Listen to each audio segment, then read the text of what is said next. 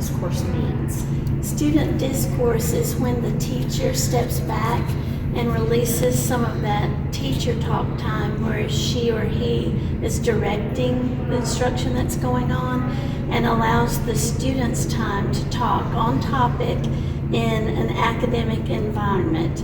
And student discourse builds language acquisition, it helps students stay more engaged, and it also helps the teachers to assess whether the students have really mastered a standard, because you can listen to the vocabulary that they use and see what their knowledge level is, whether they're ready to move on, because that's when you really know if someone understands something, is how they're able to describe it and teach it to someone else. And so student discourse is really when the children go home more tired than the teacher, because they're doing the work and they're the one that's doing the learning. So some of the things that we have used for student discourse at our school this year, we've used the Rally Coach method, where a partner and team will coach each other through how to solve a problem or how to read a difficult text.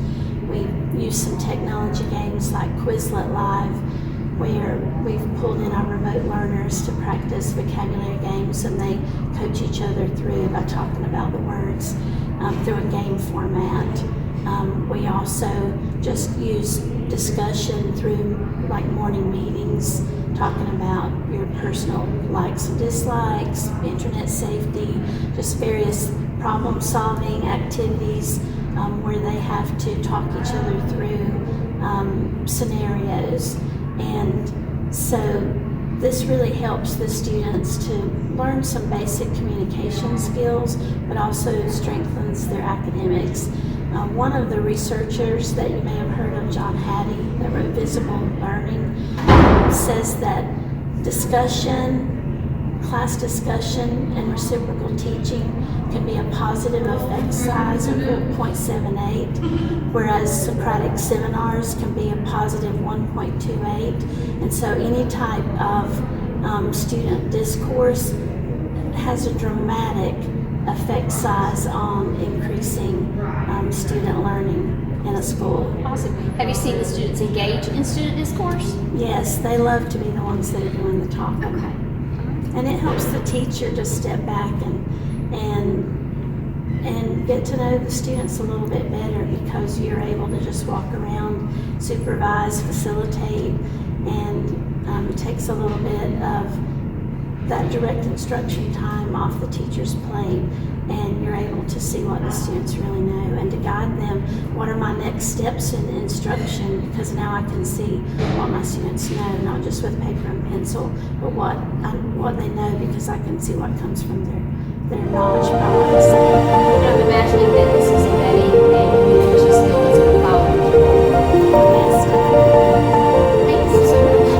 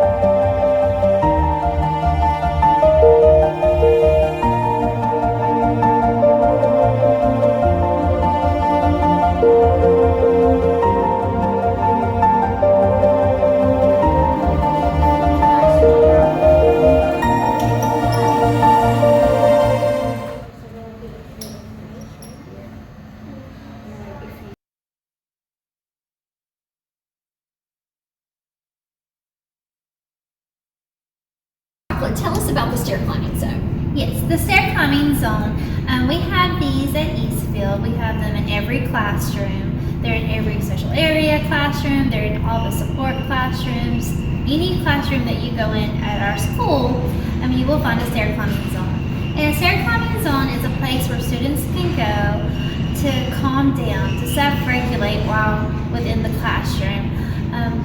It's a place where if they're anxious or if they're feeling overwhelmed or maybe if they're feeling angry or maybe even a little sad that day, it's a place that they can go, a safe place in their classroom. And within that place, they have different things, and it's based on each teacher's preference. With some teachers might have stuffed animals, some teachers might have books. Sometimes there's things like little wands and those bubbles or something like that they could blow, or sometimes teachers may have them fill out a reflection form. But it's a place where the students can go to self-regulate and get themselves back to where they need to be so they can return back to their class to learn. Okay, thank you.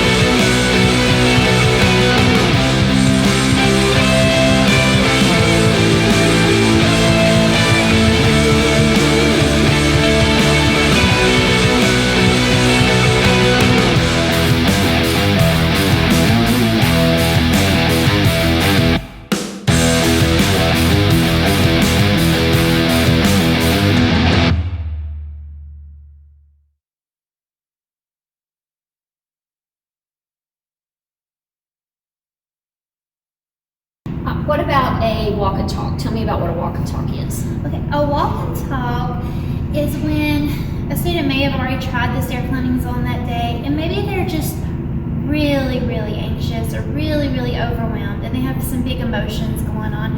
And it's to the point that it may be a disruption to the other students in the classroom. So instead of self-regulating within the classroom, a teacher may call a walk and talk. And this is, when a teacher calls a walk and talk, a staff member from our school, we have a walk and talk team, will come and they'll simply ask the student to come with them. And they will walk around the school, that student and that staff member, and they will just kind of talk. And it gives a chance for the student to talk, to de-escalate, to get out of that environment for a few minutes. And this should only take maybe 5 to 10 minutes at most. And when the student is able to return and has calmed down, or whatever emotion they were feeling has been able to self-regulate and get back, the student is able to return back to the classroom without disrupting the other students. Do you find that students kind of use the walk and talk or the stair climbing zone in a negative way? No, definitely not. We really work with our students here at the school. Students a lot of the times have to be directed by their teachers to go to use the stair climbing zone, but our goal is for students to be able, when they feel that their emotions are getting to that point, that they're able to self-regulate on their own and be able to go use the stair climbing zone. And walk and talks are the same. We've found that students do not use walk and talks to get out of class. It's teacher discretion a lot of the times. But we've also learned that some students need to get up and move, and it's just another outlet that we have to support our students. Okay, all right. Thank you. All right, thank you.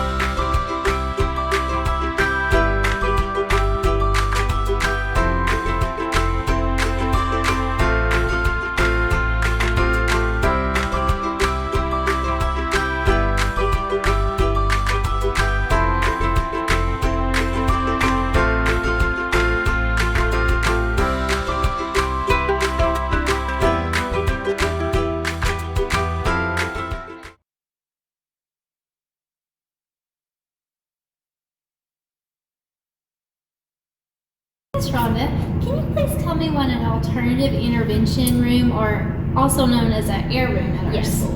An air room is a place where students who are demonstrating challenging or disruptive behavior can go to de-escalate and learn individual problem-solving skills.